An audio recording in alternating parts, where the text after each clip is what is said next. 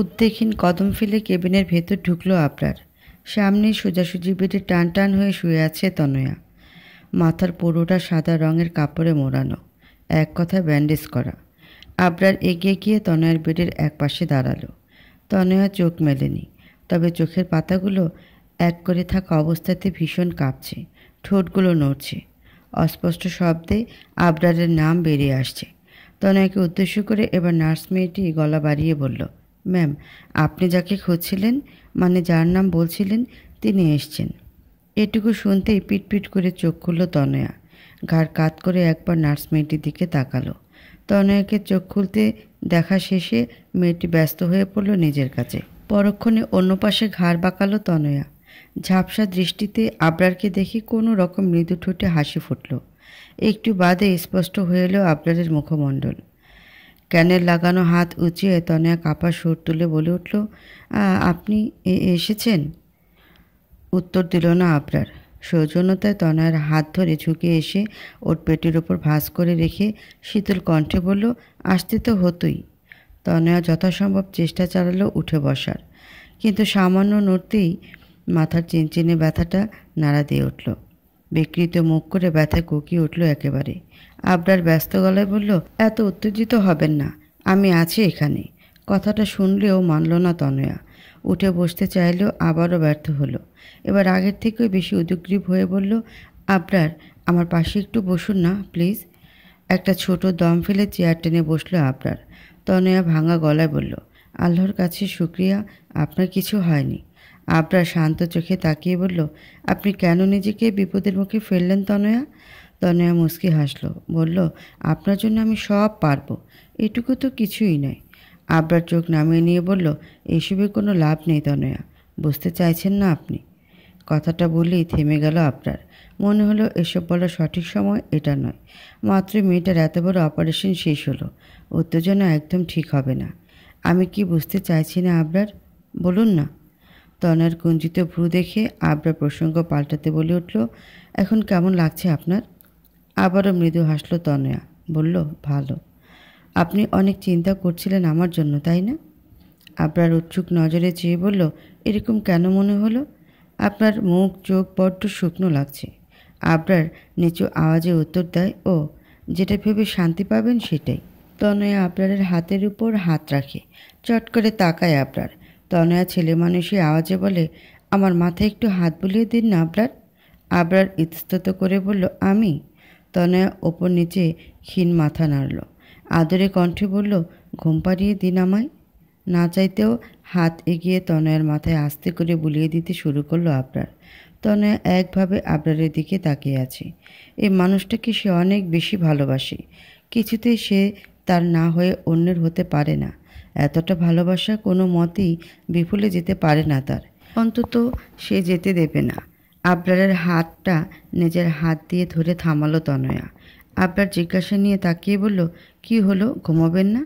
তনয়া উত্তর না দিয়ে আবরারের হাতটা মাথা থেকে সরিয়ে নিজের মুখের সামনে নিয়ে এলো। কপালে ভাঁজ পড়ল আবরারের। কোনো কিছু বুঝে ওঠার আগে আবরারের হাতের উল্টো পৃষ্ঠে আস্তে করে ঠোঁট ছুঁয়ে চুমু খেলো তনয়া। ঘটনাক্রমে ভরকে গেল আবরার, অপ্রস্তুত হয়ে পড়ল। হাত সরাতে চেয়েও তনয়ার অবস্থার কথা ভেবে পারল না। এ পর্যায়ে আবরারের ঠান্ডা হাত তনয়া নিজের গালে ছুঁয়ে আবেশে চোখ বন্ধ করে নিয়ে বলল, আপনি সবসময় আমার পাশে থাকবেন আবরার, এইভাবে। আমি আপনাকে কাজ ছাড়া হতেই দেব না। নিজেকে অপ্রীতিকর ঘটনার শিকারগ্রস্ত মনে হলো আবরারের। বিব্রতকর পরিস্থিতি এড়াতে নিজেকে যথেষ্ট শান্ত রেখে হাতে মৃদু টান দিয়ে বলল, হাতটা ছাড়ুন তনয়া, আপনার ঘুমানো প্রয়োজন, বিশ্রাম দরকার। তনয়া আবরারের দিকে তাকিয়ে ঘোর লাগা গলায় বলল, আপনিই আমার বিশ্রাম আবরার, আপনিই আমার শান্তি। উত্তর দিল না আবরার। সবটা দাঁত চেপে সহ্য করে নেওয়ার চেষ্টা চালালো। তনয়া আবরারের মুখের দিকে তাকিয়ে ঠোঁট এলিয়ে হাসে। পরক্ষণে চোখ সরিয়ে আচমকা দরজার দিকে তাকাতেই মুখের খুশির ভঙ্গিমা পাল্টে আসে তার। দরজার এক পাশ আগলে দাঁড়িয়ে আছে স্নিগ্ধা। মুখে হাসির রেশটুকু নেই, মলিন মুখশ্রী একেবারে। স্নিগ্ধাকে দেখতেই গায়ে আগুন ধরে আসার মতো অনুভব হলো তনয়ার। ক্রোধে লিপ্ত গলায় বলল, ও এখানে কি করছে? কথাটায় তনয়ার দিকে কৌতূহল নিয়ে তাকালো আবরার। তনয়ার চোখ অনুসরণ করে দরজার দিকে পিছু ঘুরল। স্নিগ্ধাকে দেখে নিজেও অবাক হলো। তনয়া উত্তেজিত হয়ে স্নিগ্ধার দিকে আঙ্গুল ইশারা করে বলতে লাগলো, আবরার, ও কেন এসছে এখানে? ও আপনাকে আমার থেকে কেড়ে নিতে এসেছে? ওকে আপনাকে ছিনিয়ে নিয়ে যাবে? আমাকে আবারও একা করে দেবে? কথাটা বলতে বলতে আবরারের হাত শক্ত করে চেপে ধরল তনয়া। আমি আপনাকে শক্ত করে ধরে রাখবো আবরার। ওই মেয়েটা কিছুতেই আপনাকে নিয়ে যেতে পারবে না আমার থেকে। তনয়ার আওয়াজে নার্স মেয়েটি হাতের স্যালাইনের বোতল টেবিলে রেখে বেডের কাছে এগিয়ে এলো। উদ্বেগ নিয়ে বলল, ম্যাম, আপনি শান্ত হন। আপনার উত্তেজিত হওয়া নিষেধ আছে। তনয়া থামল না, বিড়বিড় করে একই কথা আওড়াতে লাগলো। আবরার একবার স্নিগ্ধার দিকে তাকাচ্ছে তো আরেকবার তনয়ার আগলে রাখা নিজের হাতের দিকে। স্নিগ্ধার মলিন মুখটা কেমন অসহায় লাগছে আবরারের কাছে। ক্ষুণ্ণ দৃষ্টি মনে হচ্ছে অশ্রুতে ভিজতে চাইছে, হয়তো কোনো কারণে পারছে না। কিন্তু এমন পরিস্থিতিতে তনয়ার হাত ছাড়িয়ে স্নিগ্ধার কাছে যেতে অবধি অপারক আবরার। উত্তেজিত হলে ভালো মন্দ কিছু হতে পারে তনয়ার। কেবিনে ঢোকার আগেই তো নার্স মেয়েটি তাকে বলেছিল, সামান্য ব্যগ্রতা তনয়ার মস্তিষ্কের উপর প্রভাব ফেলতে পারে, আর মাথার মতো এমন সেন্সিটিভ জায়গায় বারবার আঘাত পেলে পেশেন্ট কোমাতে অবধি যেতে পারে। না, তার জন্যে কারো প্রাণনাশ হবে এটা কখনই মেনে নেওয়া যায় না। তনয়ার বাবা যাই করুক, সে তো পশু নয়, সে মানুষ। তনয়ার উত্তেজনার মাত্রা বাড়তে দেখে নার্স মেয়েটি আবরারকে উদ্দেশ্য করে গলা বাড়িয়ে বলল, স্যার, প্লিজ ম্যামকে শান্ত করুন। এই রকম করলে ওনার শরীর আরও খারাপ হবে। ধ্যান ভাঙে আবরারের। স্নিগ্ধার থেকে চোখ ফিরিয়ে নেয়। ধীর গলায় তনয়াকে বলে ওঠে, তনয়া, প্লিজ শান্ত হন। শুনল না তনয়া। আকুলতা নিয়ে বলল, ও আপনাকে নিয়ে যাবে আবরার? ও আপনাকে কেড়ে নিতে এসছে? স্নিগ্ধা চুপ করে তাকিয়ে রইল আবরার আর তনয়ের দিকে। পরক্ষণে মাথা নামিয়ে শুকনো ঢোক গিলল। আবরার নিজের বাহুতে ধরে রাখা তনয়ের হাত মুঠো করে ধরল। আশ্বস্ত গলায় বলল, আমি কোথাও যাচ্ছি না তনয়া, কেউ আমাকে নিতে আসেনি। আপনি শান্ত হন, আমি আছি আপনার সাথে। আবরারের কথার প্রেক্ষিতে অবাক হয়ে চোখ তুলে তাকালো স্নিগ্ধা। নিষ্ক্রিয়তায় মোড় নিল দৃষ্টি। কথাটা কানে পৌঁছানোর মাত্রই প্রায় সাথে সাথে থেমে গেল তনয়া। শান্ত হয়ে এলো। ঠোঁট এলিয়ে আবরারের হাত আরও শক্ত করে চেপে ধরল। ব্যাকুল হয়ে বলল, আপনি সত্যিই বলছেন? মৃদুমন্দ মাথা নাড়ল আবরার। ঠোঁট টেনে হেসে বলল, হ্যাঁ। তনয়া আবারও চোখ ঘোরালো স্নিগ্ধার ক্লান্ত মুখের দিকে। উদ্বেগ নিয়ে বলল, তবে ওকে চলে যেতে বলুন, এক্ষুনি বলুন। ফোঁস করে একটা নিঃশ্বাস ছাড়ল আবরার। তনয়ার থেকে হাত ছাড়াতে গেলেও তনয়া আবারও শক্তভাবে পেঁচিয়ে ধরে বলল, আমি আপনার হাত ছাড়ব না, ছেড়ে দিলেই আপনি পালিয়ে যাবেন। তীব্র বিরক্তি লাগলো আবরারের। মুখে ফুটে উঠল তার স্পষ্ট ছাপ। গুমোট গলায় বলল, হাত না ছাড়লে ওকে এখান থেকে পাঠাবো কী করে? তনয়া কিছু একটা ভেবে হাত সরিয়ে নেয় নিজের। মুহূর্তে আবারও ধরে ফেলে। ভীত হয়ে তাড়াহুড়ো করে বলে, আপনি আবার আমাকে ফেলে যাবেন না তো? আবরার বিরক্তিতে তেতো হয়ে আসা মুখ নিয়ে বলল, বললাম তো যাব না। আশ্বস্ত হলো তনয়া। মৃদু ঠোঁট বাঁকা করে হেসে আবরারকে ছাড়ল। উল্টো ঘুরে ধীর পায়ে ফেলে দরজার কাছে এলো আবরার। স্নিগ্ধার মুখোমুখি দাঁড়ালো। শান্তভাবে বলল, পরি, তুমি? এটুকু বলতে স্নিগ্ধা মাঝপথে ক্ষীণ আওয়াজে বলে উঠল, চলে যাব তাই তো? আবরার কিছুক্ষণ তাকিয়ে থেকে একটা লম্বা শ্বাস টেনে বলল, তনয় চাইছে না তুমি এখানে থাকো। স্নিগ্ধা চোখ তুলে তাকালো আবরারের মুখের দিকে। ঢোক গিলে বলল, আর তাই আপনিও চাইছেন না? বুঝতে পেরেছি। আবরার ব্যস্ত হয়ে বলে, এরকম নয়, আমি তো। আবরার পুরো কথা শেষ করার আগেই ভেতর থেকে ধৈর্যহীন হয়ে ডেকে উঠল তনয়া, আবরার আসুন, এত কী বলছেন ওর সাথে? ওকে ঘাড় ধাক্কা দিয়ে বার করে দিন না। রাগে চোখ দুটো বন্ধ করে নিল আবরার। দাঁত চেপে বলল, পরি প্লিজ, এখান থেকে যাও। স্নিগ্ধার খুব কান্না পেল, কিন্তু কাঁদল না। কান্নাগুলো দলা পাকিয়ে গলার মধ্যে ঘুরতে থাকলো। কেন জানি না মনে হলো আবরার বুঝি তার থেকে একটু একটু করে দূরে সরে যাচ্ছে, হারিয়ে যাচ্ছে তার ভালোবাসার মানুষটা। তুমি সুখ যদি নাহি পাও, যাও সুখেরও সন্ধানে যাও। আমি তোমারই পেয়েছি হৃদয়ের মাঝে, আরও কিছু নাহি চাই গো, আমারও পরানো যাহা চায়। লাইন কয়েক শেষ করে থামল স্নিগ্ধা। শূন্যতা চারপাশ ঘিরে রেখেছে। বড্ড ফাঁকা লাগছে সব কিছু। এমন কেন হচ্ছে? মাত্র এইটুকুতে আবরারের তনয়ার মাথায় হাত বোলালো। তনয়ার হাত নিজের মুঠোয় নিয়ে বলা সেই কথা, আমি কোথাও যাচ্ছি না, আপনার পাশে আছি। কেন এই শব্দগুলি কানে বাজছে বারবার? আমি তো জানি আবরার আমাকে ভালোবাসে, তনয় আপুকে নয়। তাহলে তাহলে কেন আমার এত কষ্ট হচ্ছে? কেন ফেটে যাচ্ছে বুকটা? কেন? কারণ আপনিও যে আমাকে ভালোবাসেন। কথাটা শুনে চমকে পিছন ফিরল স্নিগ্ধা। আবরার ঠোঁট বাঁকা করে হেসে আছে। স্নিগ্ধা ভ্রুকুচকে বলল, আপনি কি করে এলেন? কেন, পায়ে হেঁটে? স্নিগ্ধা কৌতূহল নিয়ে বলল, কিন্তু সদর দরজা তো বন্ধ ছিল। খুলে রাখিনি তো। আবরার ভ্রু নাচিয়ে বলল, তোমার কি মনে হয় বন্ধ দরজা দিয়ে কি করে এলাম আমি? স্নিগ্ধা একইভাবে তাকিয়ে থাকায় আবরার উদ্বিগ্ন হেসে বলল, অবভিয়াসলি এক্সট্রা চাবি দিয়ে। কথাটা বোধগম্য হওয়ার পর স্নিগ্ধার চোখ নামিয়ে নিল। মৃদু সুরে বলল, তনয় আপু এখন কেমন আছে? আবরার এগিয়ে এসে সোফার উপর বসলো।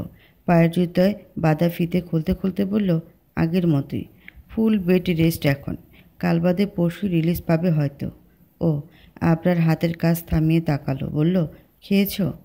উত্তর না দিয়ে পাল্টা প্রশ্ন ছিল স্নিগ্ধা। বলল, তনয় আপু আপনাকে আসতে বাধা দিল না? আবরার স্বাভাবিক গলায় বলল, ওকে ইনজেক্ট করা হয়েছিল, ঘুমোচ্ছিল, সেই ফাঁকে চলে এলাম। জেগে থাকলে এত সহজে ছাড়া পেতাম না হয়তো। এই ঘটনাটায় মনে হচ্ছে তনয়ের পাগলামিটা আরও বাড়ল। স্নিগ্ধা মৃদু মাথা নেড়ে বলল, ও। আবরার উঠে এলো। স্নিগ্ধার সামনে দাঁড়িয়ে সরু চোখে তাকিয়ে বলল, মুখটা তো শুকনো কেন লাগছে? কিছু খাওনি? স্নিগ্ধা ক্ষুণ্ণ গলার জবাব দেয়, খেয়েছি। আবরার ভ্রুকুচকে বলল, মুখ দেখে তো মনে হচ্ছে না কিছু খেয়েছ। স্নিগ্ধা প্রসঙ্গ পাল্টাতে ব্যস্ত হয়ে বলে ওঠে, আপনি ফ্রেশ হয়ে নিন, খাবার বাড়ছি। স্নিগ্ধা চলে যেতে নিলে এক হাত টেনে ধরল আবরার। থমকে দাঁড়ালো স্নিগ্ধা। জিজ্ঞাসা নিয়ে ঘাড় বাঁকা করে তাকালো। বলল, কিছু বলবেন? আবরার উত্তর না দিয়ে একটানে স্নিগ্ধাকে আবারও নিজের সামনে নিয়ে আসে। স্নিগ্ধা হকচকিয়ে তাকিয়ে থাকে। আবরার স্নিগ্ধার ক্লান্ত মুখটা দুহাতের আঁচলে নিয়ে আহ্লাদি গলায় বলে, আমার পরিটা খুব কষ্ট পেয়েছে আজ, তাই না? স্নিগ্ধা মুখ কালো করে চোখ নামিয়ে নিয়ে মৃদু মাথা নাড়ল, যার অর্থ হ্যাঁ। আবরার বড় চোখ করে বলল, খুব বেশি কষ্ট পেয়েছে? স্নিগ্ধার ঠোঁট উল্টে বলল, হুম। স্নিগ্ধার বাচ্চা মতে ঠোঁট টিপে হাসলো আবরার। পরক্ষণে কোমল গলায় বলল, কি করব বলো? তনয়ের অবস্থা তো দেখলি। কেবিনে ঢোকার আগে নার্স মেয়েটা আমাকে বারবার সতর্ক করে দিয়েছে যাতে ওকে উত্তেজিত না করি। আর ও তোমাকে দেখে যা রিয়েক্ট করছিল, চাইছিলাম না ওর আমাদের জন্য কোনো ক্ষতি হোক। রাগ হলেও ওকে কিছু বলতেও পারছিলাম না, তাই তোমাকে পাঠিয়ে দিতে হলো। এটুকু বলে ফোঁস করে একটা নিঃশ্বাস ছাড়ল আবরার। স্নিগ্ধা সামান্য ঠোঁট এলিয়ে বলল, আমি বুঝতে পেরেছি। তখন কষ্ট পেলেও এখন আমার সব কষ্ট চলে গিয়েছে।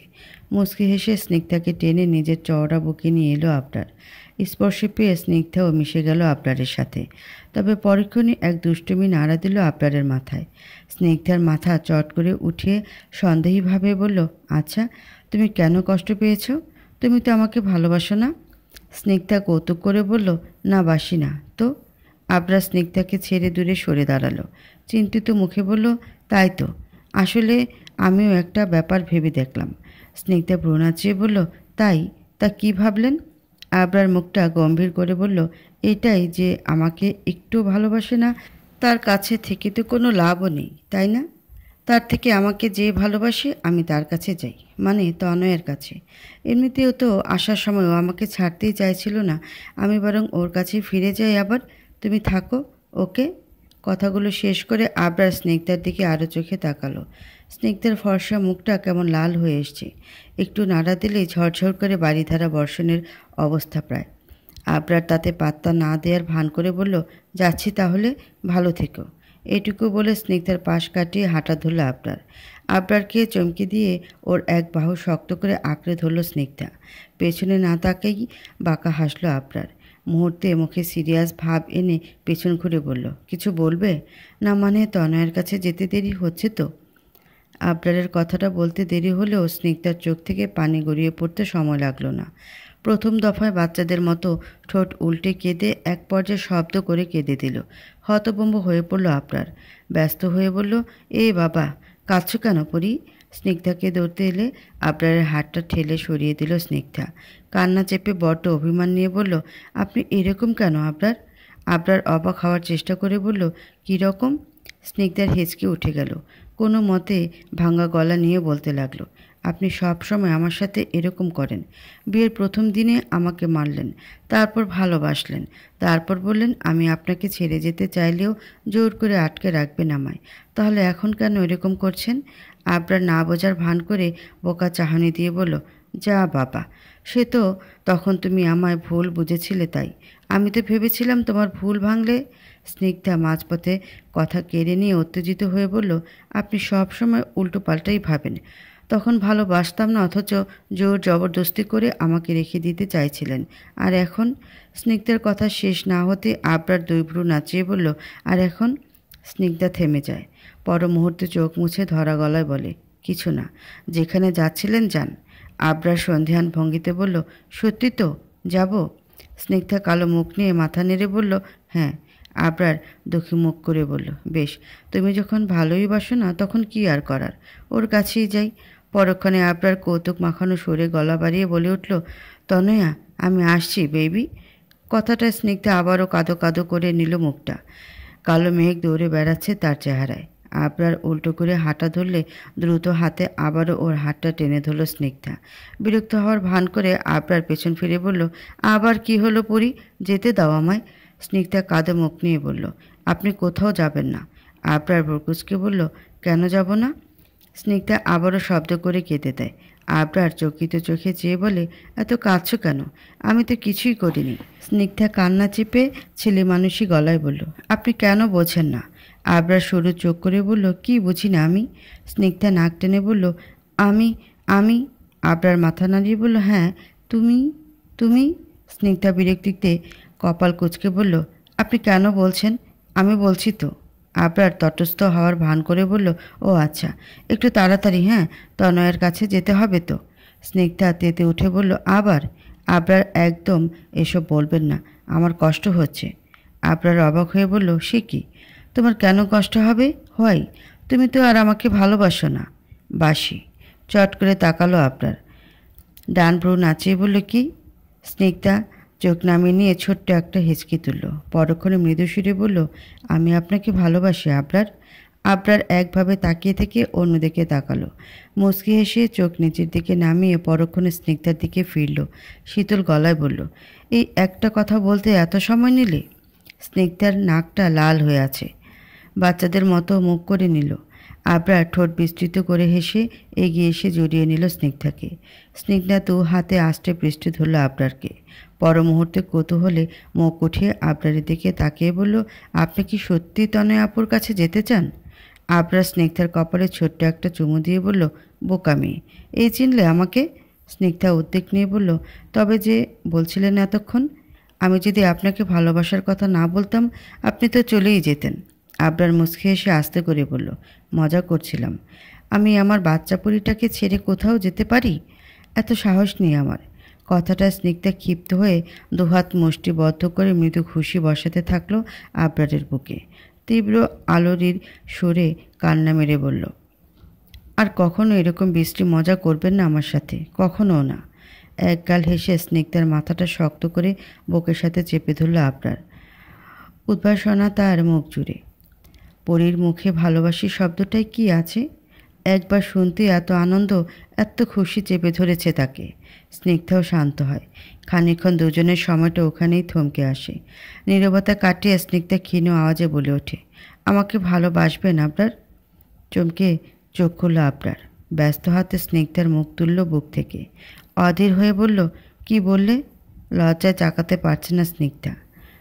ঠোঁট জুড়ে মিটিমিটি হাসি, কোণ্ঠাবোধে লাজুক হেসে আবারও মুখ লোকালো আবরারের বুকে। প্রশান্তিতে ছেয়ে এলো আবরারের বুকটা। পরীকে নিজের করে পেতে দু হাতে তুলে নিল ওকে। আবরারের গলা জড়িয়ে ধরে স্নিগ্ধা। স্নিগ্ধা চোখের দিকে স্থির দৃষ্টি রেখে বিছানায় ওকে শুয়ে দিল আবরার। দেরি করল না ওর ওপর আধো শোয়া হতে। পাশে ফিনকি আলো তুলে থাকা টেবিল ল্যাম্পটা আবরার হাত বাড়িয়ে নিভিয়ে দিল। এখন যে মুহূর্তটাকে ভালোবাসাময় করে তোলার সময়, একজন অন্যজনকে পরিপূর্ণ করার সময়, সম্পর্কটাকে পূর্ণতা দেওয়ার সময়। অন্ধকারে না হয় তার সাক্ষী হোক দুজনের ঠিকরে পড়া ভারী নিঃশ্বাস। গভীর রাতে ফোন বেজে ওঠার শব্দে ঘুম ভাঙল আবরারের। বড্ড বিরক্তি নিয়ে চোখ মেলল সে। স্নিগ্ধার চুলের সুগন্ধিটা তীব্রভাবে নাকে এসে লাগছে। আবরারের বুঝতে অসুবিধা হলো না স্নিগ্ধা তার বুকের উপরেই ঘুমিয়ে আছে, রীতিমতো আষ্টে পৃষ্ঠে জড়িয়ে রয়েছে দুহাতে। আবরার চোখ নামিয়ে স্নিগ্ধার দিকে কিছুক্ষণ তাকিয়ে রইল। অন্ধকার ও স্নিগ্ধার মুখটা অস্পষ্ট নয়।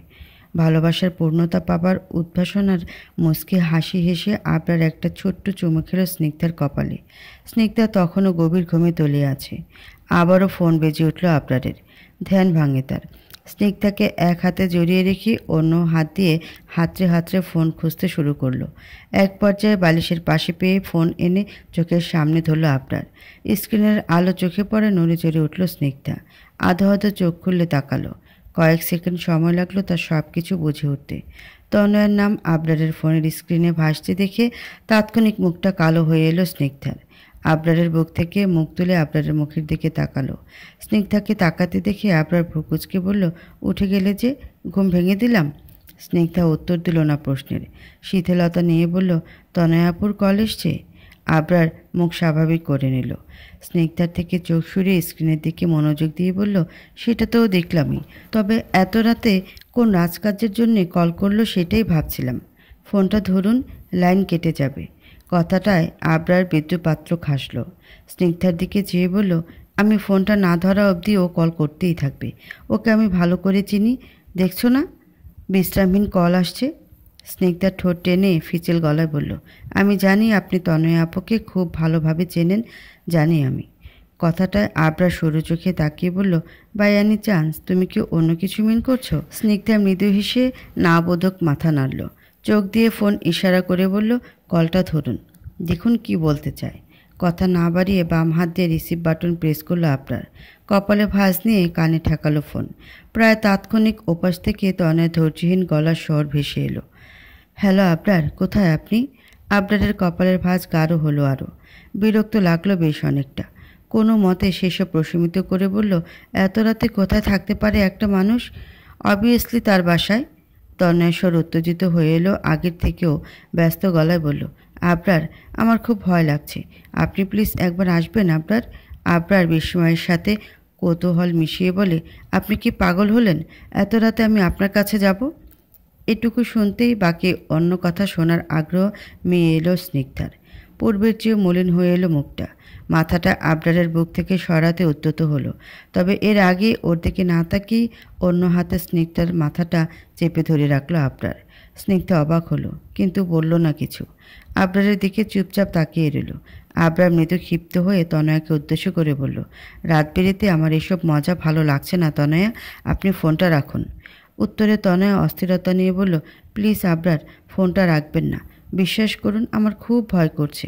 বাবা এখানে নেই, থাকলে আমি আপনাকে বিরক্ত করতাম না, কিন্তু আমার এই মুহূর্তে আপনার কথা ছাড়া কারো কথা মাথায় আসেনি। প্লিজ আবরার, একবার আসুন প্লিজ। আবরারের ক্রোধটা চেপে ধরল বড্ড। রাগে নাক মুখ কুঁচকে ফেলে বলল, আমি এলে আপনার ভয় কমে যাবে? ফাজলামো করছেন আমার সাথে? আপনার কথা শুনে তো মনে হচ্ছে না আপনি অসুস্থ এখন আর, তাহলে কেন এসব নাটক করছেন? মানে কি এগুলোর? তনয়ের সুর এবার ধরে এলো। কাপা গলা নিয়ে বলে উঠল, আবরার, আপনি আসবেন না? না, তটস্থ গলার জবাব দেয় আবরার। ওপাশ থেকে তনয়ার ভাবভঙ্গি বোঝা গেল না ঠিকঠাক, তবে গলার সুরটা শক্ত হয়ে এলো। বলে উঠল, বেশ, আমি রাতের শেষ প্রহর অবধি অপেক্ষা করব আপনার জন্য, আর আপনি না এলে আমি আজ হাতে শিরা কেটে ফেলবো আবরার। আবরার আতকে উঠে বসে পড়ল। স্নিগ্ধার মাথাটা আপনা আপনি সরে গেল ওর বুক থেকে। কিছুটা হকচকালো মেয়েটা। প্রশ্নকরণ চাহনিতে তাকালো আবরারের দিকে। আবরারের দৃঢ় স্বরটা উৎকো হয়ে আসে। নরম গলা বলে, তনয়া, আপনি এসব কি বলছেন? আপনি এরকম কিচ্ছু করবেন না। তনয়া উদ্বেগহীন হয়ে বলল, হ্যাঁ ঠিক বলছি, আমি এটাই করব। ভয়ে ভয়ে রাত পার করার থেকে একেবারে মরে যাওয়াই ভালো। এমনিতেও তো আপনি আমায় ভালোবাসেন না, তাই আমার মরে যাওয়াই উচিত। এখন আমার কাছে কেউ নেই, আমি সুইসাইড করলেও কেউ টের পাবে না আবরার, কেউ না। তবে আপনি ভাববেন না আমি আপনাকে দায় দেব না, কিন্তু পুরো পৃথিবী না জানলেও আপনি মনে মনে ঠিকই জানবেন যে আমার মৃত্যুর জন্য আপনি দায়ী। তনয়ের এরূপ পাগলামিতে বিরক্তিতে তেতো হয়ে আসে আবরারের মুখ, পাশাপাশি চিন্তাও হয়। কোনোভাবে মাথায় আঘাত পেয়ে মেয়েটার মস্তিষ্কের সঠিক চলন বিগড়ে গেল কি না সেই ভাবনাও আসে মনে। এরকম হলে যা বলছি সত্যি সত্যি করে বসতেও পারে। ৭-৫ ভেবে নিয়ে নিচের ঠোঁটটা জিভ দিয়ে ভেজালো আবরার। ব্যস্ত শীতল গলায় বলল, বেশ আমি আসছি, তবে আপনি নিজের কোনো ক্ষতি করবেন না, আমি ১ ঘন্টার মধ্যে আসছি। বুকটা ধক করে উঠল স্নিগ্ধার। ঘন কালো মেঘ জমল মুখমণ্ডলে। আজকে রাতেও তাদের মাঝে অন্য কেউ এলো? আবরার কল কেটে ঘাড় কাত করে স্নিগ্ধার দিকে ফিরল। কিছু একটা ভেবে শান্তভাবে বলতে এলো, পরি আমি। স্নিগ্ধা মাঝপথে কথা কেড়ে নিয়ে ফিচেল গলায় বলল, শুনেছি তনয় আপুর কাছে যাবেন তাই তো? আবরার চোখ নামিয়ে নিয়ে ওপর নিচে মৃদু মাথা নাড়ল। স্নিগ্ধা ক্ষীণ হাসল এতে। পর মুহূর্তে আবরার চোখ উঠিয়ে ধৈর্যহীন গলায় বলল, আমাকে বিশ্বাস করো তো? স্নিগ্ধা খানিকক্ষণ একভাবে তাকিয়ে থাকলো, উত্তর দিল না। আবরার ফোঁস করে একটা নিঃশ্বাস ছেড়ে বলল, বিশ্বাসী মেলায় বস্তু তর্কে বহুদূর, ঠিক তেমনি বিশ্বাসী মেলায় ভালোবাসা ভরসা। আশা করব আমার স্ত্রীর এই দুটোই থাকবে আমার ওপর। কথাগুলো বলা শেষ করে আবরার উঠে পড়ল বিছানা ছেড়ে। কাপড়হীন দেহে তোয়ালে পেঁচিয়ে ঢুকে পড়ল ওয়াশরুমের দরজা ঠেলে। আর বিছানার ওপর হতাশ চোখে সেদিকে তাকিয়ে রইল স্নিগ্ধা। টুপ করে চোখ থেকে জল গড়ালো ১ ফোঁটা। হাত দিয়ে ফোটা অশ্রুকণাটিকে আঙ্গুলের ডগায় এনে চোখের সামনে ধরল স্নিগ্ধা। কেন এই চোখের জল? আগে পিছিয়ে সব কথাই তো শুনেছে সে, তবে কেন এত কষ্ট হচ্ছে? শুধুমাত্র আবরার তনয়ের কাছে যাচ্ছে তাই? মিনিট ৭ পর ওয়াশরুমের শাওয়ার অফ করার শব্দ পেয়ে উল্টো ঘুরে শুয়ে পড়ল স্নিগ্ধা। আবরারকে চোখের পানিটা দেখানো অপ্রয়োজনীয় মনে হলো তার কাছে। অন্তত যাকে ভালোবাসি তার কাছে দুর্বলতা প্রকাশ করতে নেই। এতে আবেগও দুর্বল হয়ে পড়ে সে মানুষটার কাছে। সবাই কি সবভাবে আবেগ অনুভূতির মূল্য দিতে জানে? আলমারি খুলে শার্ট গায়ে পরে নেয় আবরার। তাড়াহুড়ো করে বেড সাইড টেবিলের ড্রয়ার খুলে গাড়ির চাবি নেয় হাতে। স্নিগ্ধা ততক্ষণে ঘুমিয়ে থাকার ভান ধরার চেষ্টায় চোখগুলো বন্ধ করে নিয়েছে। আবরার স্নিগ্ধাকে ঘুমন্ত ভেবে ঝুঁকে এসে ওর গালে গভীরভাবে ঠোঁট ছুঁয়ে চুমু খায়। এরপর সোজা হয়ে দাঁড়িয়ে বালিশের পাশে থাকা ফোন উঠিয়ে প্যান্টের পকেটে ভরল। অতঃপর দ্রুত পায়ে হেঁটে বেরিয়ে গেল রুম ছেড়ে। আবরার চলে গেছে বুঝতে পেরে মাথা তুলল স্নিগ্ধা। দরজার দিকে চোখ দিল। রুমের দরজাটা খোলা। গায়ে চাদর জড়িয়ে উঠে এসে সিট কিনে তুলে দিল দরজার। দুঃখের পাশাপাশি মনে মনে তীব্র অভিমান হলো আবরারের প্রতি। পর মুহূর্তে মনটা নরমও হয়ে এলো। আর যাই হোক, অন্তত লোকটার তো দোষ নেই এতে। উনি তো আর যেচে যেতে চাননি। তনয় আপু কীসব উল্টাপাল্টা বকছিল, কিন্তু আদৌ কি এসব সত্যি ছিল, নাকি তনয় আপুর নাটক? আবরারকে নিজের কাছে নিয়ে যাওয়ার। ম্যাম, উনি আসছেন, তাড়াতাড়ি করুন। নার্সের কথাটা শুনতে চোখ বড় বড় করে ফেলল তনয়া। পপকর্নের বাটিটা হাত থেকে নামিয়ে রেখে দরফর করে বিছানায় শুয়ে পড়ল সোজা হয়ে। নার্স মেয়েটিকে ইশারা করে অধৈর্য হয়ে বলল, এই বাটিটা বেডের নিচে লুকিয়ে রাখো আর আমার হাতে ক্যানেলটা লাগাও ফাস্ট। মেয়েটা সবটা তাড়াহুড়ো করে করতে লাগলো একে একে। কাজ শেষে তনয়া ফিসফিসিয়ে বলল, হয়েছে, এবার যাও তুমি তাড়াতাড়ি। আবরার এসে তোমাকে দেখলে সব ঘেটে যাবে। মেয়েটি অস্থিরতায় বলল, ওকে ম্যাম, আমি যাচ্ছি। দ্রুত পায়ে মেয়েটি কেবিন ছেড়ে বের হলো। তার কয়েক মিনিটের মাথায় গট গট বোটের শব্দ তুলে কেবিনের কাছে দরজা ঠেলে ভেতরে ঢুকলো আবরার। তনয়া গুটি গুটি হয়ে শুয়ে আছে, মাঝে মাঝে মৃদু কাঁপছে। আবরার ভ্রুকুচকে বিষয়টা পর্যবেক্ষণ করে এগিয়ে এলো ওর কাছে। মাথাটা হালকা নিচু করে নরম গলায় ডেকে উঠল, তনয়া। আধো আধো ভঙ্গিতে চোখ মেলল তনয়া। আবরারকে দেখে তাড়াহুড়ো করে উৎসুক কণ্ঠে বলে উঠল, আবরার, আপনি এসেছেন? আপনি এসেছেন আবরার? আমি জানতাম আপনি ঠিক আসবেন। আবরার গম্ভীর মুখে বলল, আপনি এভাবে শুয়ে আছেন কেন? আর এত কাঁপছেনই বা কেন আপনি? তনয়া নিজের দিকে তাকালো। পর মুহূর্তে আবরারের দিকে তাকিয়ে ভীত চেহারা নিয়ে বলল, আমার ভীষণ ভয় লাগছে আবরার, ভীষণ ভয় করছে। আবরার চোখ শুরু করে নিয়ে বলল, কিসের ভয়? তনয়া শুকনো ঢোক গিলল একটা। ঘাবড়ে যাওয়ার ভান করে বলে উঠল, আমি যখনই ঘুমানোর জন্য চোখ বন্ধ করি আমার শুধু মনে হয় কেউ আমার মাথার ওপর আবারও ঝাড় ফেলবে। তারপর অনেক রক্ত বেরিয়ে আসবে, অনেক রক্ত। মাথায় উৎকট ব্যথা হবে। আমি কিছুতেই একা ঘুমোতে পারছিলাম না আবরার। আমার খুব ভয় লাগছিল। মনে হচ্ছিল কেউ আমাকে মারতে আসছে। আবরার ছোট্ট একটা দম ফেলে চেয়ার টেনে বসলো। তার মনে হলো হয়তো এত বড় একটা দুর্ঘটনায় ট্রমাটা এখনও কেটে ওঠেনি তনয়ের। আবরার তনয়াকে আশ্বস্ত করে বলে উঠল, ভয় পাবেন না, এরকম কিছুই হবে না, এটা আপনার মনের ভুল। তনয় ক্ষান্ত হলো না এটুকুতে। খপ করে আবরারের হাতটা টেনে ধরে বলল, আমি কিচ্ছু জানি না আবরার, আমি শুধু জানি আপনি থাকলে আমি কোনো কিছুকে ভয় পাই না। তনয়ার ধরে থাকা হাতটার দিকে একবার চোখ বোলালো আবরার। একটু অস্বস্তি লাগলেও তার কাছে, কিন্তু সেসব প্রশমিত করে ঠান্ডা গলায় বলে উঠল, বুঝতে পেরেছি, এখন কি করতে বলছেন আমায়? তনয়া উদ্বিগ্ন হয়ে বলল, আপনি প্লিজ আমার সাথে থাকুন এখানে। আবরার চকিত হয়ে বলল, কি বলছেন এসব? আমি কি করে? তনয়া মাঝপথে কথা কেড়ে নিয়ে বলল, সারা রাত নয়, আমি ঘুমানো অবধি, তখনকার মতো। আমি ঘুমোলেই আপনি চলে যাবেন না হয়, কিন্তু এইটুকু সময় শুধু আমার পাশে বসে থাকুন। আমি জানি আপনি থাকলে আমার কোনো ক্ষতি হবে না। আবরার ঠোঁট কামড়ে কিছু একটা ভাবতে বসলো। বুঝতে পারলো তনয়াকে বুঝিয়ে লাভ নেই। ওদিকে বাড়িতে স্নিগ্ধাও তো একা, মেয়েটা তো আরও ছোট। এদিকে তনয়ার এমন অসুস্থতার উপর এমন ভয়ার্ত মুখ, তার উপর ফোনে বলা সুইসাইডের কথা। কোনো কিছুকে উপেক্ষা করতে পারছে না আবরার। দায়িত্ববোধ একটা মানুষকে যেমন সঠিক করে তোলে, ঠিক তেমনই মাঝে মাঝে কিছু ক্ষেত্রে হাত পা বেঁধেও দেয়। ঠিক যে অবস্থায় আজ সে নিজেই পড়ল। এতটা দোটানার শিকার নিজেকে এই প্রথমবার মনে হলো আবরারের। এখন তো মনে হচ্ছে তোফাইলের প্ল্যানিংটা সাকসেসফুল হলেই ভালো হতো, অন্তত এতটা ঝামেলাগ্রস্ত মনে হতো না নিজেকে। তনয়া তীক্ষ্ণ চোখে তাকিয়ে আবরারকে দেখছে। আবরারের মৌনতা বলছে সে সফল। মুহূর্তে বাঁকা হাসি ফুটল তার ঠোঁটের কোণায়। মনে মনে বলল, ঠিক এইভাবে একদিন স্নিগ্ধার থেকে পুরোপুরি আপনাকে সরিয়ে আমার কাছে নিয়ে আসবো আবরার, খুব তাড়াতাড়ি। মাথায় কারো হাত বোলালো, স্পর্শটা স্নায়ুতন্ত্রে বেশ ভালোভাবে নাড়া দিলে চোখ মেলল আবরার। পিট পিটিয়ে চোখ খুলতেই বুঝতে পারল তার মাথাটা কারো কোলে রাখা। কপালে ভাঁজ ফেলে মুখ ওঠালো আবরার। আবরারকে নড়ে উঠতে দেখে হাত থামিয়ে দিল তনয়া। চোখ তুলে তনয়ের মুখটা দেখতেই দরফর করে সরে পড়ল আবরার। ভরকে গেল তনয়া। তাড়াহুড়ো করে বলল, কি হলো আবরার? আবরারের প্রথমে ভীষণ অস্বস্তি অনুভব হলো। তনয়ের প্রশ্নের উত্তর না দিয়ে এদিকে ওদিকে ঘাড় ঘোরালো। কেবিনের থাই গ্লাস ভেদ করে বাইরের প্রকৃতির দিকে চোখ পৌঁছালো। বোধগম্য হলো রাতের অন্ধকার ফুরিয়েছে। আবরার তনয়ার দিকে জিজ্ঞাসা নিয়ে তাকিয়ে অধৈর্য গলায় বলল, সকাল হয়ে গেছে? তনয়া ওপনিজ ক্ষীণ মাথা নাড়ল। ঠোঁটে হাসি টেনে বলল, সে তো অনেক আগেই হয়েছে, তবে আজকের সকালটা কিন্তু আমার কাছে অনেক বিশেষ। কেন জানেন? কারণ আজকে সকালের আলো আপনাকে নিয়ে দেখলাম আমি। কথাটায় আবরারের কোনো অভিব্যক্তি প্রকাশ পেল না। অস্থিরতা নিয়ে চেয়ার ছেড়ে উঠে দাঁড়ালো। উদ্বিগ্ন হয়ে বলল, আপনি আমায় ডাকেননি কেন তনয়া? তনয়া দুই ভ্রু নাচিয়ে বলল, ডাকবো কেন? আপনি তো ঘুমোচ্ছিলেন।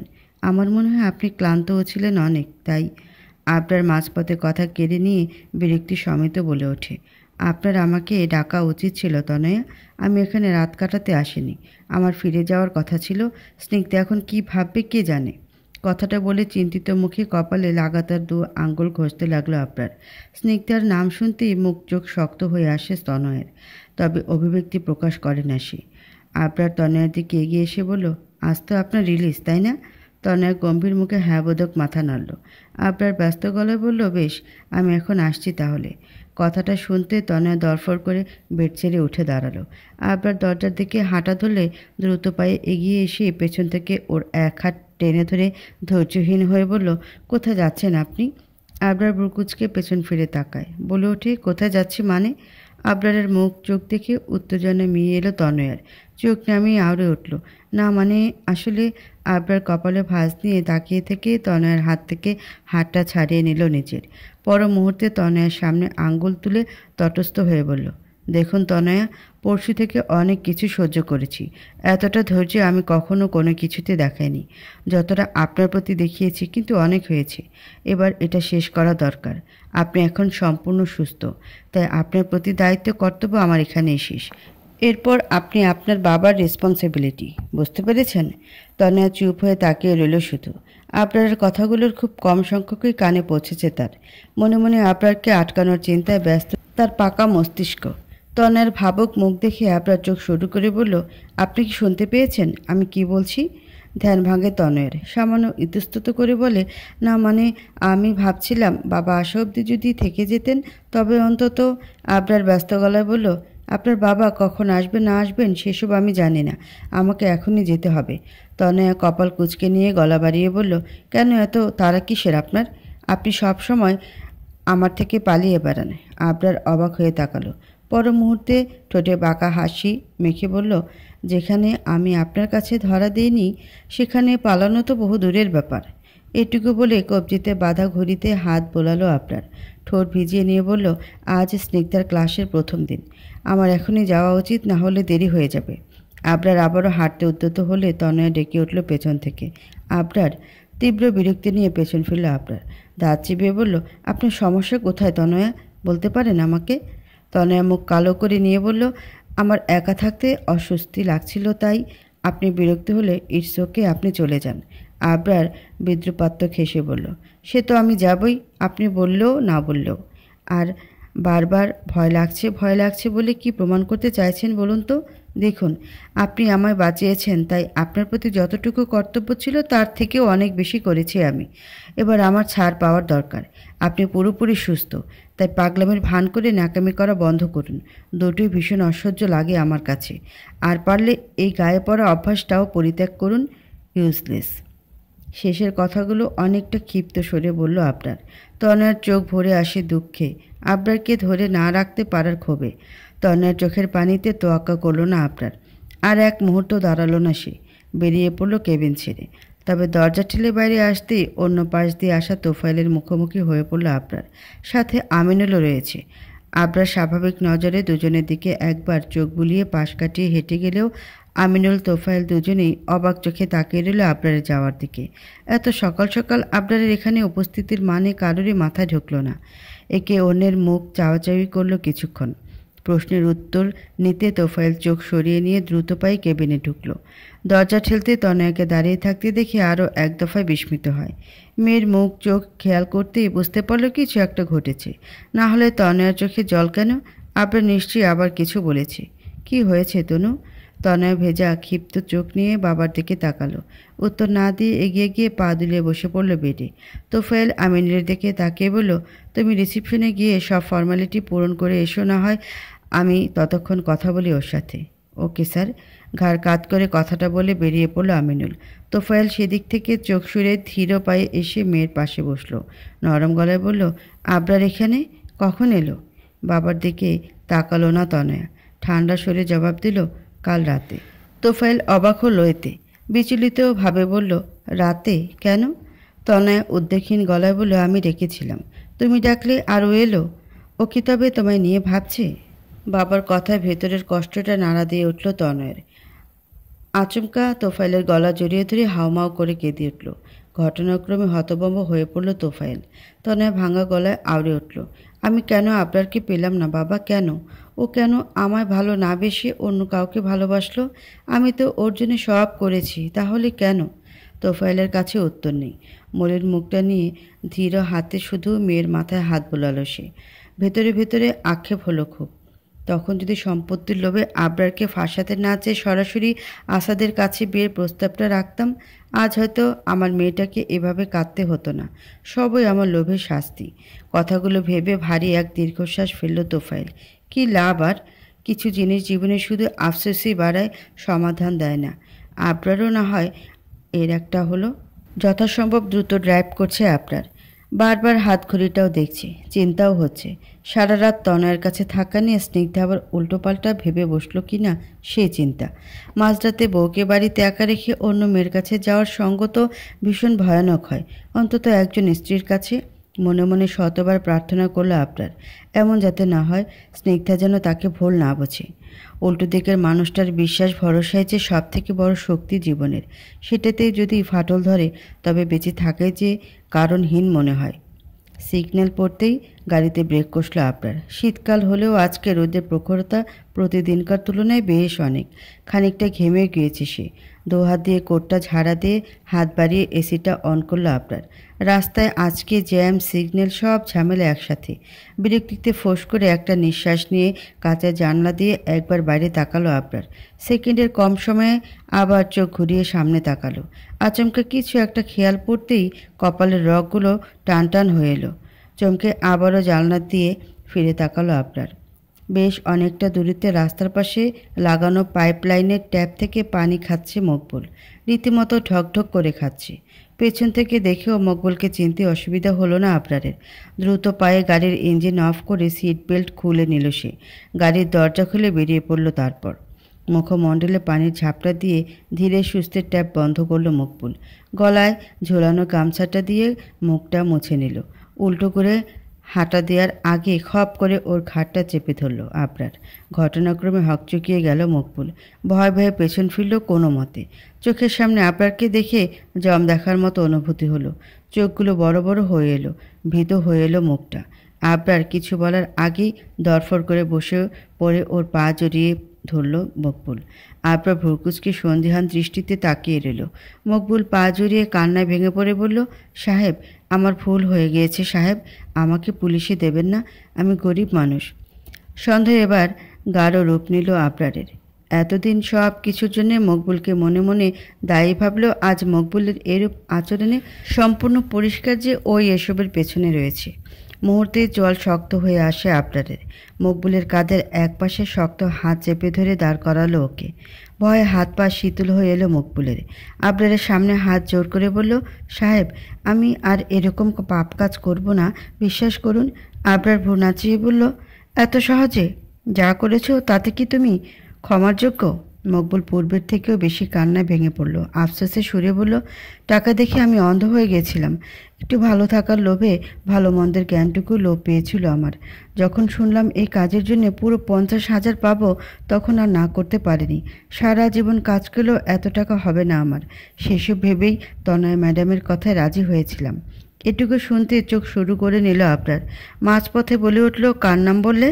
মকবুল ভেজা চোখে চেয়ে বলল, কেন স্যার, তনয়া ম্যাডাম। আবরার প্রথম দফা বিস্মিত হলো। কয়েক সেকেন্ড সময় নিল নিজেকে নিয়ন্ত্রণ করতে। আরও বিস্তারিত জানার আছে তার।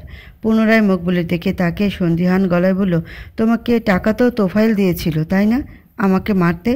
মকবুল চোখ নামিয়ে নিয়ে বলল, জি, তবে তার আগে তনয়া ম্যাডামও টাকা দিয়েছিলেন। আবরার অবাক হয়ে বলল, আমাকে মারতে? মকবুল মৃদু না বোধক মাথা নেড়ে নরম গলায় বলল, স্নিগ্ধা ম্যাডামকে মারতে। বাড়িতে আসার পর থেকে মুখ দিয়ে টু শব্দ বের করেনি তনয়া।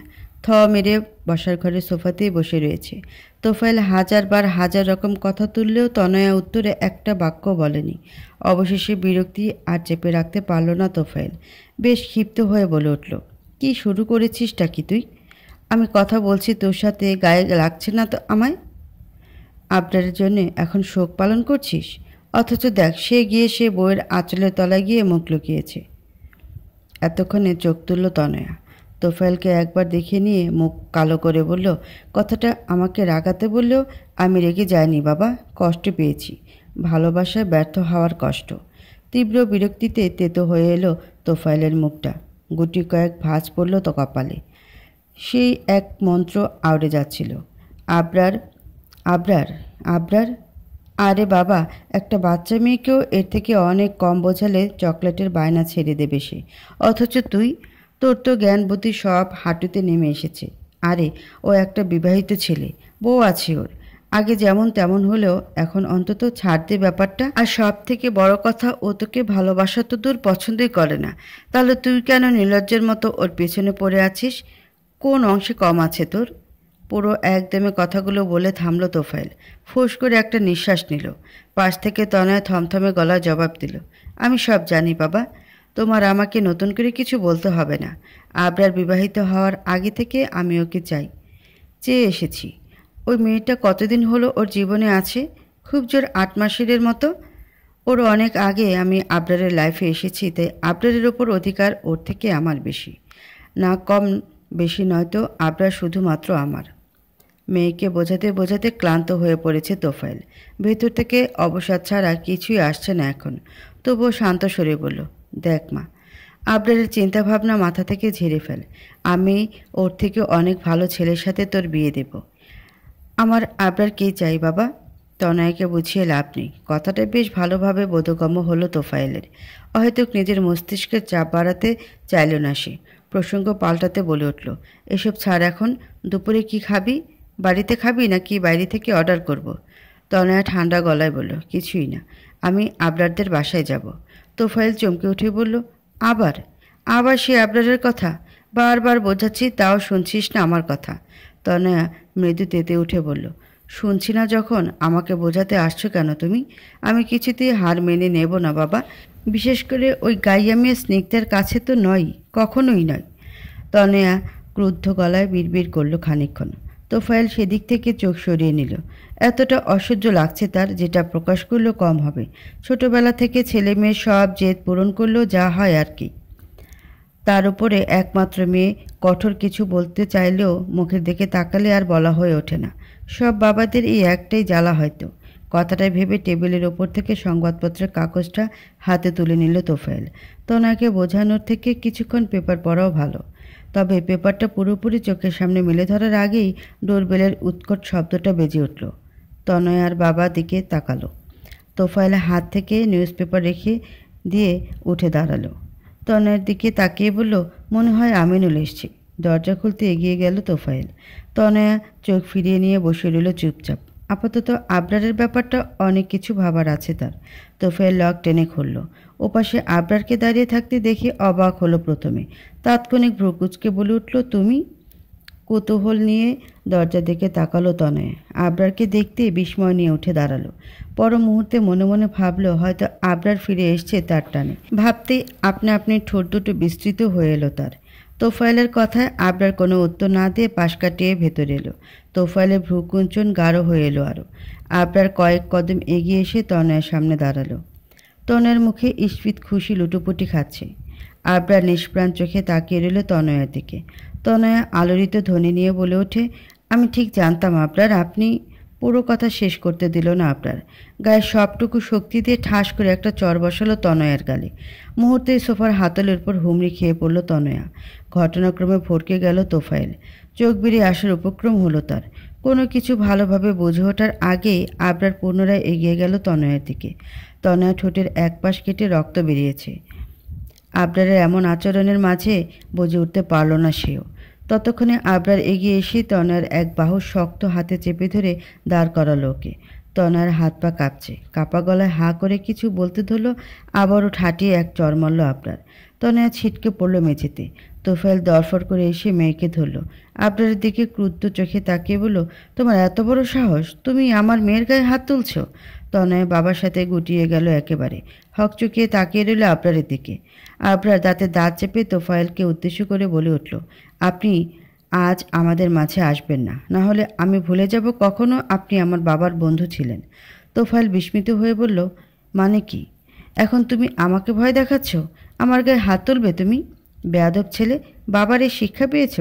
তোফায়েলের কথায় আবরার এবার ভ্রুক্ষেপ করেনি। এগিয়ে এসে তনয়াকে টেনে উঠালো মেঝে থেকে। ভড়কে গেল তোফায়েল। মুখে এত কথা বললেও আবরারের লাল চোখ দেখে এগোনের আর সাহস পেল না। তবে মেয়ের অবস্থায় মনে মনে কিছু একটা পদক্ষেপ নেওয়ার কথা আওড়াতে থাকে তোফায়েল। পর মুহূর্তে দিশেহারা গলায় বলে ওঠে, ওকে মেরো না আবরার, আমার মেয়েটা অসুস্থ। এতেও থামল না আবরার। পুনরায় তনয়াকে মারতে হাত ওঠালে ভয়ে চোখ মুখ খিচে বন্ধ করে নিল তনয়া। কেঁদে চেঁচিয়ে উঠে বলল, না, আমাকে আর মারবেন না, মারবেন না আমাকে প্লিজ। কথাটায় থমকে থেমে গেল আবরার। হাতটা নামিয়ে নিল। সারা শব্দ না পেয়ে কাপা চোখ মেলল তনয়া। গালে স্পষ্ট 5 আঙ্গুলের দাগ তো পড়েছেই, সাথে ঠোঁট কেটে বের হওয়া রক্তটা এখনও গড়াচ্ছে লাইন দিয়ে। আবরার 2 চোখ বন্ধ করে একটা নিঃশ্বাস নিল। ক্রোধ প্রমোশনের আপ্রাণ চেষ্টা চালালো কয়েক মুহূর্ত। তনয়ার হেঁচকে উঠে গিয়েছে। তোফায়েল সুযোগ বুঝে পকেট থেকে ফোন বার করে ডায়াল করলো আমিনুলের নম্বরে। আবরার তনয়ার এক বাহু এখনও চেপে ধরে রেখেছে শক্ত করে। তনয়া ঈষৎ কাঁপছে। আবরার শক্ত গলায় বলে উঠল, কেন করলেন?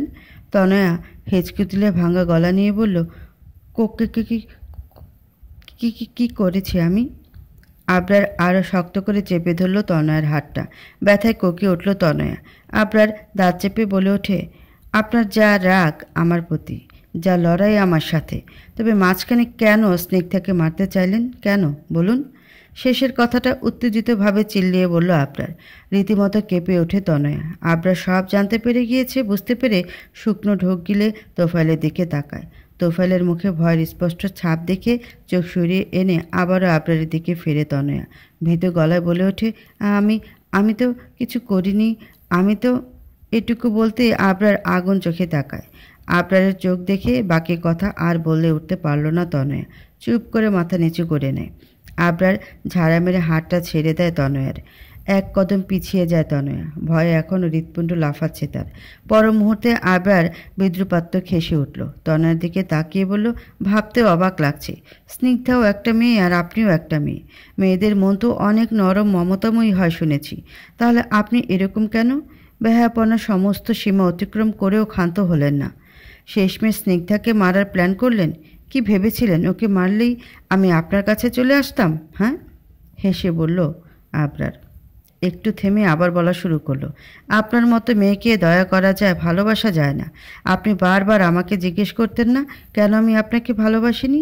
এটাই তার কারণ। কারণ আপনার অবশ মস্তিষ্ক, যেখানে কোনো ভালো নেই, আছে শুধু হিংসে, জেদ, অহংবোধ। আমি কেন? আপনার মতো একটা নির্লজ্জ মেয়েকে কোনো ছেলেই তার লাইফে অন্তত ভালোবেসে চাইবে না। আপনার মতো কুচক্রি মেয়েকে ভালোবাসার থেকে গলায় দড়ি দিয়ে আত্মহত্যা করাও টু মাচ বেটার। তবে কি জানেন, আমি একটু বেশি বোকামি করে ফেললাম। আপনার মিথ্যে পাগলামিগুলোকে সত্যি ভেবে আমি সেগুলোকে প্রশ্রয় দিয়ে গেলাম। মাঝরাতে আপনার হুমকিতে ভয় পেয়ে নিজের স্ত্রীকে একা ফেলে রেখে হাসপাতালে চলে গেলাম। অথচ সেই মেয়েটা কিন্তু একটা বারও আমায় আটকায়নি, ধরে রাখেনি স্ত্রীর অধিকার বোধ দেখিয়ে। কারণ ওর মধ্যে মনুষ্যত্ব বোধ আছে, ও আপনার মতো নয়। ভেবেছিলাম আপনি একদিন শুধরে যাবেন, কিন্তু আমি ভুল ছিলাম। আপনি তো তোফায়েল পাঠানেরই সুযোগ্য কন্যা। ওনার মতো লোক ঠকানোই আশা করা যায় আপনার থেকে। আমি বোকা যে কিনা বারবার এত কিছুর পরেও আপনাদের বিরুদ্ধে অ্যাকশন না নিয়ে হাত গুটিয়ে বসেছিলাম। তোফায়েল বারবার মুঠোফোনের দিকে চোখ বোলাচ্ছে। আমিনুলের কোনো রেসপন্স নেই দেখে প্রতিবারের মতো এবারও হতাশ হয়ে মেয়ের দিকে তাকালো। তনয় নিশ্চুপ চোখে নিচের দিকে তাকানো, চোখগুলো ভিজে চুপচুপে হয়ে গিয়েছে এতক্ষণে। ইস, মেয়েটাকে কি মারটাই না মারল, আর আমি বাবা হয়ে কিছু করতে পারলাম না। কথাটা ভেবে মুখটা কালো করে নিল তোফায়েল। আচমকা তোফায়েলের মাথায় এলো, আবরার সবটা জানলো কি করে? আমি ওকে মারতে চেয়েছি সেটা না হয় আমি নিজেই ওকে বলেছি, কিন্তু তনয়া যে ওর বউকে মারতে চেয়েছিল সেটা তো ওর জানার কথা নয়। তবে কিভাবে জেনেছে ও? যাই হোক, আবরা যা জেনেছে। এভাবে সবটা স্বীকার করে নিলে আমাদেরই বিপদ। যে কোনো একভাবে কথাগুলো ঘোরাতে হবে, কিংবা আবরারের কাছে কোনো প্রমাণ আছে কি না পরখ করতে হবে। তোফায়েল এবার আবরারকে উদ্দেশ্য করে গলা বাড়িয়ে বলে উঠল, এই তখন থেকে যা নয় তাই বলে যাচ্ছ, সব শুনেছি। তাই বলে ভেবো না আমরা ভয় পেয়ে গেছি। আমার মেয়ে তোমার বউকে মারতে চাইবে কেন? হ্যাঁ, ও তো নিজেই তোমায় বাঁচাতে ছুটলো। সব জেনেও তুমি আমার মেয়ের গায়ে মিথ্যে দায় দিতে চাইছো? জবাবে আবরার চোখগুলো সরু করে নিয়ে বলল, আপনি ঠিক কী জানতে চান? আমি সত্যি বলছি কি না এটাই, নাকি আমার কাছে আপনাদের বিরুদ্ধে কোনো প্রমাণ আছে কি না সেই ব্যাপারে নিশ্চিত হতে চাইছেন? তোফায়েল হতবাক হয়ে ফাঁকা ঢোক গেলে বলল, এ ছেলের মাথায় কি বুদ্ধি রে? আবরার তনয়ার সামনে থেকে এগিয়ে এসে মুখোমুখি দাঁড়ালো তোফায়েলের। ডান ভ্রু নাচিয়ে বলল, তা আপনাদের গৃহপালিত পুলিশ অফিসারকে তো দেখছি না, ফোন করে ডাকুন ওনাকে। তোফায়েল গম্ভীর মুখে জবাব দিল, ও ফোন ধরছে না। কথাটা বাঁকা হাসলো আবরার, বলল, ধরবে কি করে? বেচারা তো নিজেকে বাঁচাতে ব্যস্ত। তোফায়েল ভ্রুকুচকে বলল, মানে? আবরার চোখ ছোট করে বলল, আচ্ছা, আপনার কি মনে হয় প্রত্যেকবার আবরার ফাহাদ চৌধুরীর পেছনে লাগবেন আপনারা আর আমি আপনাদের ছেড়ে দেব? না, এবার সেটা হচ্ছে না। তোফায়েল বুঝতে না পেরে বলল, কি বলতে চাও তুমি? ঘুরিয়ে পেঁচিয়ে না বলে ঝেড়ে কাশো। মার্ডার করতে চাইলেন আর জেলের ঘানি টানবেন না? আবরারের উদ্বেগহীন জবাবে তোফায়েল তনয়া বিস্ময় নিয়ে একে অন্যের মুখে চাওয়াচাওয়ি করল। পর মুহূর্তে তোফায়েল বিদ্রুপ করে হেসে বলল, তোফায়েল পাঠানকে জেলের ঘানি টানাবে কার বাপের সাধ্যি? আবরার দৃঢ়তা নিয়ে বলল, প্রমাণ পেলে একটা মামুলি আসামি ঠিক যেরকম, তোফায়েল পাঠানো ঠিক সেরকম। তোফায়েল গা দুলিয়ে বলল, তা তুমি কি প্রমাণ দেবে শুনি? এরকম ফ্যাস ফ্যাস করলেই তো কেউ আর বিশ্বাস করবে না তোমার কথা। উপযুক্ত প্রমাণ দেখাতে হবে, বুঝলে? আবরার ভ্রু নাচিয়ে বলল, আচ্ছা, এটা থেকে বড় প্রুফ আর কি হতে পারে? কথাটা বলে হাতের ফোনের স্ক্রিনে কিছু একটা প্লে করে তোফায়েলের সামনে ঘুরিয়ে ধরল আবরার। সেখানে মকবুলকে দেখতেই চোখ ছানা বড়া হয়ে এলো তোফায়েলের। মকবুল সব কিছু স্বীকার করে নিয়েছে, তার একটা ছোট্ট ভিডিও ক্লিপ, যেখানে মকবুল স্পষ্ট নাম উল্লেখ করেছে তার আর তনয়ের। চিন্তিতভাবে জিভ দিয়ে ঠোঁট ভিজিয়ে নিতে হাত বাড়িয়ে ফোনটা কেড়ে নিতে উদ্যত হলো তোফায়েল। অমনি ফোনটা শূন্যে ছুঁড়ে অন্য হাতে দিয়ে খপ করে ধরে নিল আবরার। বাঁকা হেসে বলল, এসব চালাকি আমার সাথে নয় মিস্টার তোফায়েল। চিন্তায় তনয়ার ঠোঁটগুলো শুকিয়ে এলো। অধৈর্য হয়ে এগিয়ে এসে বলে উঠল, আবরার প্লিজ, আমার ভুল হয়ে মাঝপথে কথা কেড়ে নিল আবরার। আঙ্গুল উঁচিয়ে বলল, আপনার থেকে আমি কোনো কিছু শুনতে চাই না তনয়া। নো মোর ওয়ার্ডস। তনয় হতাশ হয়ে দমে গেল। আবরার পুনরায় তোফাইলের দিকে তাকে ভ্রু নাচিয়ে হেসে বলে উঠল, তাহলে মিস্টার তোফাইল রেডি তো মেয়ের শ্বশুরবাড়ি যাওয়ার জন্যে? এবার কে বাঁচাবে আপনাদের? আমিনুল। সে তো নিজ হাতে আপনাদের নামে কেস লিখল, মার্ডার কেস। ভাগ্যিস বেচারার নামটা বলেনি মকবুল, না হলে চাকরি তো গোল্লায় যেত। এনিওয়ে, আমি কি করেছি বলুন তো? আসার আগে পুলিশের হাতে মকবুলকে তুলে দিয়ে এসেছি। এবার পালা আপনার আর আপনার মেয়ের। কারণ আপনাদের মতো কীটদের তো আর বাইরে রাখা যায় না। দেখা গেল কাউকে আবার ফুল ফুটিয়ে দিলেন। এখন আপনাদের পালানোরও তো কোনো উপায় নেই আর, কারণ মিনিট 5-এর মধ্যে পুলিশ আসছে আপনার বাসায়। আমি বরং ততক্ষণ এখানে বসে রেস্ট নিই। আপনাদের সার্ভেন্টকে বলুন তো আমায় 1 কাপ কফি করে দিতে। আর হ্যাঁ, ব্ল্যাক কফি, ওকে? কথাটা বলে সোফার উপরে আয়েসি ভঙ্গিতে বসে পড়ল আপনার। তোফাইল মেয়ের মুখের দিকে আহত চোখে তাকিয়ে চিন্তায় মাথায় হাত দিয়ে বসে পড়ল আবরারের সামনের সোফায়। তনয় ও কপালের ঘাম মুছে বাঁচার উপায় ভাবতে লাগলো। সেদিকে একবার চোখ বুলিয়ে আবরার মুচকে এসে ফোন স্ক্রিনে মনোযোগ দিল। আচমকা কোনো একটা ছবি ক্লিপ করতে গিয়েও থেমে গেল Abrar. People you may know এর প্রথম সারির একটি ছবিতে চোখজোড়া আঠার মতো আটকে এলো তার। বরাবরের থেকে একটু বেশি উৎকট স্পিডে এসে গাড়িটাকে ব্রেক কষল আবরার। এরপর দ্রুত হাত চালিয়ে বেরিয়ে এলো দরজা খুলে। চোখে মুখে রাগ ছোটাছুটি করছে তার। ক্রোধে চোখা নাকের ডগাটা লাল আভা দিচ্ছে। বাড়ির সদর দরজায় এসে কলিং বেল বাজালো আবরার। কয়েক মুহূর্ত অপেক্ষা করার পরেও দরজা খুলল না স্নিগ্ধা। এতে রাগটা আরও জেঁকে বসল কাঁধে। ব্যগ্রতায় দরজার লকটা টেনে খানিকক্ষণ নাড়াচাড়া করে ভাঙার চেষ্টা চালালো। পর মুহূর্তে কিছু একটা মাথায় এলে প্যান্টের পকেটে হাত ঢোকালো আবরার। বুঝতে পারল দরজার এক্সট্রা চাবি তার সাথেই আছে। চাবিটা বের করে নিয়ে হাত চালিয়ে দরজা খুলতে সময় নিল না সে। হন্তদন্ত পা চালিয়ে ভেতরের ঘরে এলো আবরার। মকবুল যাওয়ার পর এখন এই বাড়িতে শুধু স্নিগ্ধা আসে। আগে একা মানুষ থাকার দরুন একজনের ব্যতিরেকে অন্য কোনো কাজের লোকের দরকার পড়েনি তার। শূন্য বাড়িতে আবরারের পায়ের জুতোর শব্দটা একটু বেশি ভারী শোনালো। হাত দিয়ে রুমের দরজা ঠেললো আবরার। দরজার বাইরে দাঁড়িয়ে পুরো রুমে একবার চোখ বোলালো। কক্ষ একবারে ফাঁকা, স্নিগ্ধা কোথাও নেই। তার মানে ফেসবুকে দেখতে পাওয়া ছবিটাই সত্যি। অস্থিরতায় বিছানার উপর বসে পড়ে হাত দিয়ে মাথা চেপে ধরল আবরার। মাথার একপাশে যন্ত্রণা হচ্ছে। তার মধ্যে সকাল থেকে কিছুটা পেটে পড়েনি এখন অবধি, যার জন্যে উদ্ভ্রান্তের মতো ছুটে আসা নিয়ে ভাবছিল সে কিনা এখন ছেলেদের সাথে রাস্তায় দাঁড়িয়ে ফুসকা চিবোচ্ছে। ভাবতে ক্রোধানল চেপে ধরল আবরারকে।